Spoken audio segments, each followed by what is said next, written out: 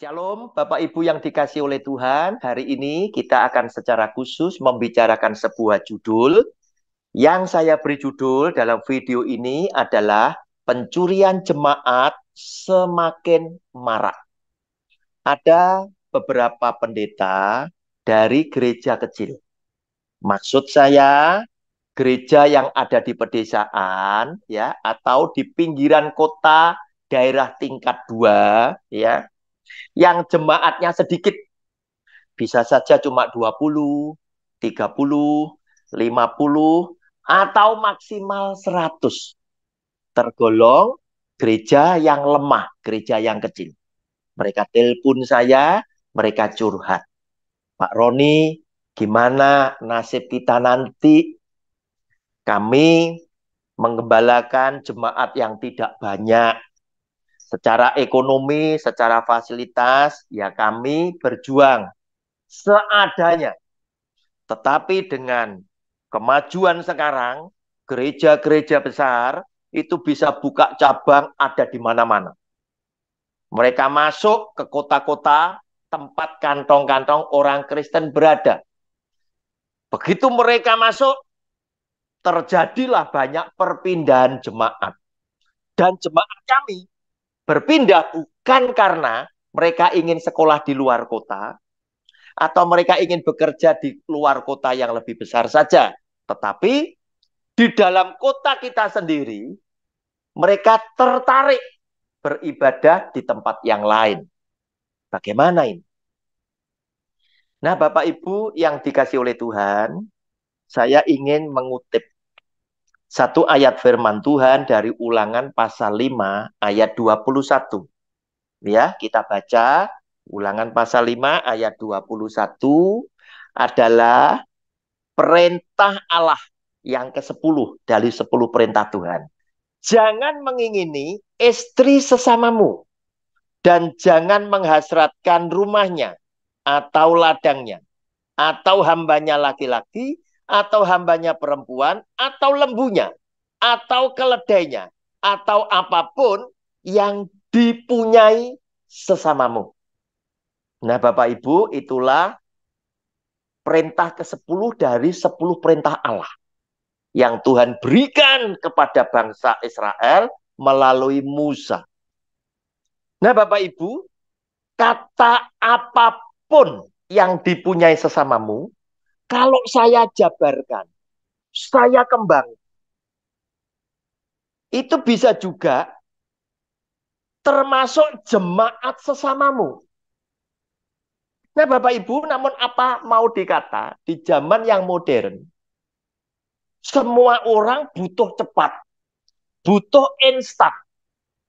Sampai-sampai di dalam dunia bisnis, itu kalau mereka ingin cepat, membajak manajer yang hebat-hebat dari perusahaan sejenis, itu dibajak, diberi fasilitas, dan gaji yang lebih besar.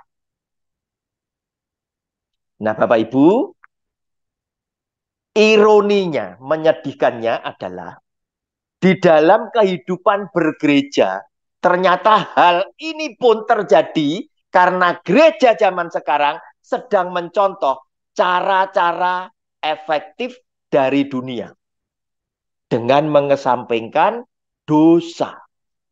Padahal kita tahu yang namanya keinginan ya itu berdosa. Karena keinginan itu mengandung hawa nafsu. Oleh karena itu di dalam Ulangan pasal 5 ayat 21 dikatakan jangan mengingini. Nah, ini tadi. Berarti itu harus diwaspadai. Saya bilang sama teman saya, repot Pak. Apakah pencurian jemaat ini bisa di-stop atau tidak itu menurut saya sulit. Sulit sekali. Karena ini tergantung kepada yang pertama, iman dari pendeta gereja yang lebih gede itu baik atau tidak. Dan moral daripada pendeta yang lebih besar itu baik atau tidak. Kalau mereka punya iman dan moral yang baik, mereka pasti akan takut kepada Allah dengan segala firman-Nya. Sebab setiap orang benar itu selalu kepengen tidak menyakiti hati Tuhan dengan tidak akan terjatuh oleh karena dia melanggar perintah Allah. Itu pasti akan dia pertahankan. Dia akan berusaha tidak satu pun firman Allah gugur di dalam kehidupannya. Dengan maksud dan tujuan, dia ingin menyenangkan hati Tuhan. Nah, Bapak Ibu, pencurian jemaat semakin marak itu mengapa? Jujur aja, terkadang jumlah jemaat itu bisa dikaitkan dengan jumlah persembahan yang masuk. Apalagi kalau bisa menarik jemaat yang berduit, yang suka memberikan sumbangan kepada gereja atau kepada pendeta dan keluarganya. Ini menarik sekali. Dan repotnya, banyak gereja dengan asas tertentu yang sudah mengambil kesimpulan bersama, kesepakatan bersama, bahwa semua jemaat itu adalah domba milik Tuhan. Bukan milik kamu. Bukan milik kamu, bukan milikku, tetapi milik Tuhan. Sehingga dengan demikian seakan-akan pendeta ini bisa merasa tidak bersalah kalau kemasukan domba dari kandang lain. Dan biasanya mereka selalu di dalam ibadah dengan bahasa yang halus bertanya, Bapak Ibu, siapa yang hari ini baru pertama kali ikut ibadah bersama dengan kami? Mohon angkat tangan. Nah, setelah angkat tangan, disapa dan mungkin di follow up. Seakan-akan dimanusiakan. Dan kalau diketahui orang ini memberikan respon yang positif dan cukup berpotensi, mulailah ditawari. Bapak Ibu, apakah Bapak Ibu minggu depan bisa juga ikut terlibat di dalam melayani Tuhan? Bapak Ibu bisa ya ikut terima tamu. Mulai diikat.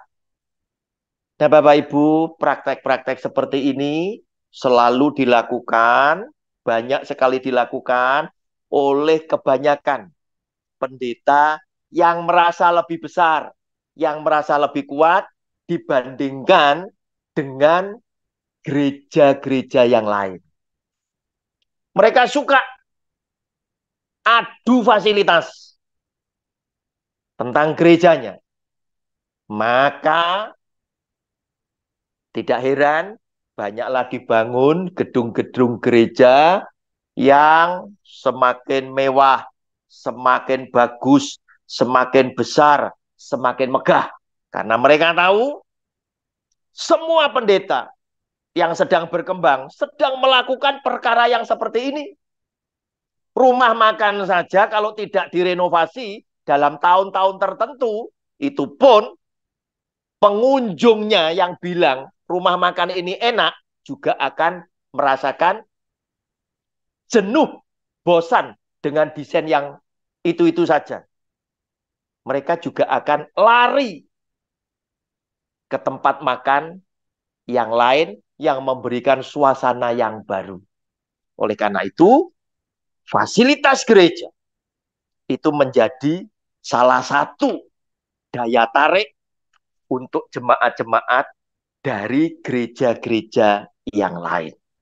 Dan untuk memfasilitasi hal-hal ini, yang bisa melakukan hanyalah gereja-gereja dengan jemaat banyak dan punya duit. Belum lagi mereka sengaja adu dengan hadiah. Mereka sengaja memberlakukan absensi kepada jemaatnya untuk kegiatan-kegiatan tertentu diberlakukan absen. mungkin ibadah tengah minggu, dan lain sebagainya. Yang nanti akan diberikan hadiah pada waktu hari Natal. Di mana hadiah bagi jemaat yang tidak pernah bolong dengan yang beberapa kali absen, dibedakan bobot hadiahnya. Belum lagi mereka sengaja memberikan menu-menu yang menarik khususnya untuk anak-anak muda. Dengan desain, dekor, panggung yang wah, kemudian dengan lighting yang luar biasa.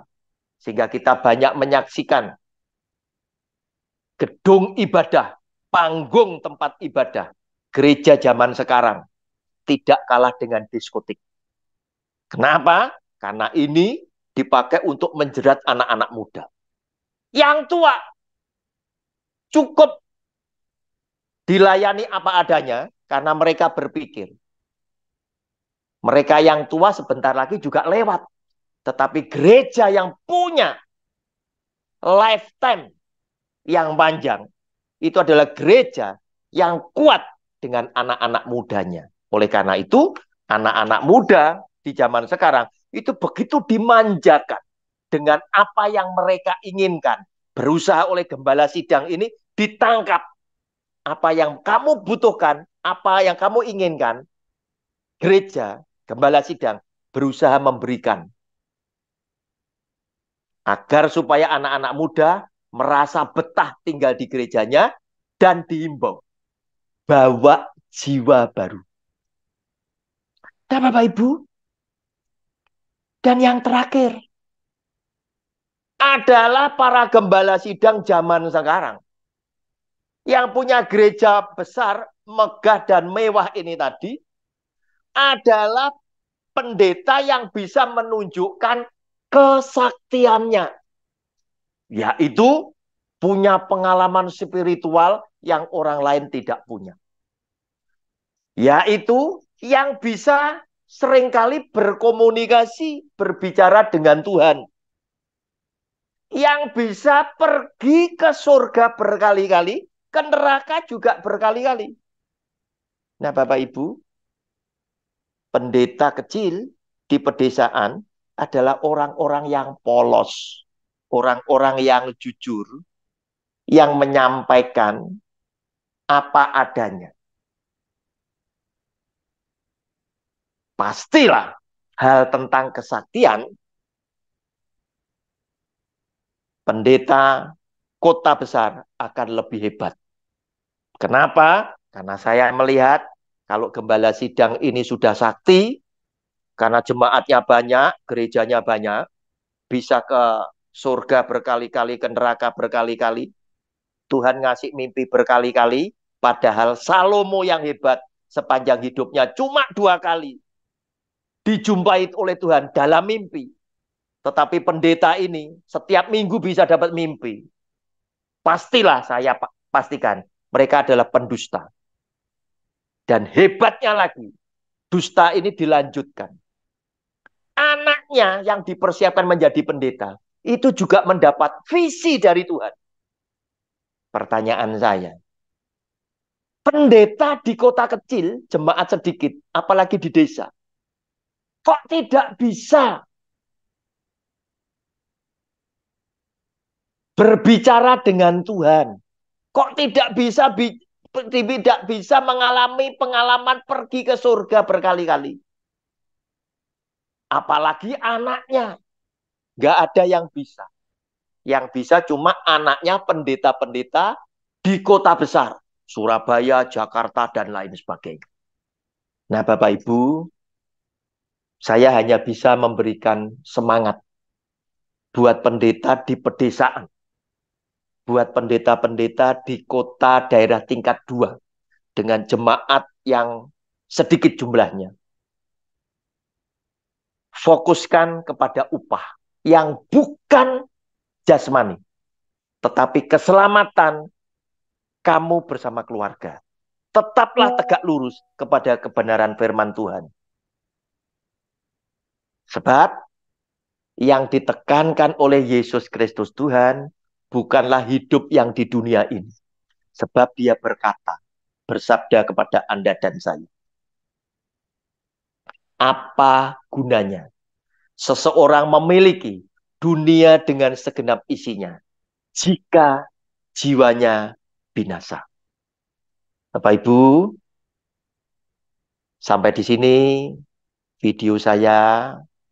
Saya hanya ingin memberikan semangat kepada teman-teman hamba Tuhan bahwa upahmu sangat besar ketika Anda mengajar sesuai dengan kebenaran firman Tuhan, walaupun Anda dipercaya dengan sedikit jumlah jemaat. Tetaplah hidup di atas kebenaran firman Tuhan. Tuhan Yesus sudah memberkati kita semuanya. Amin.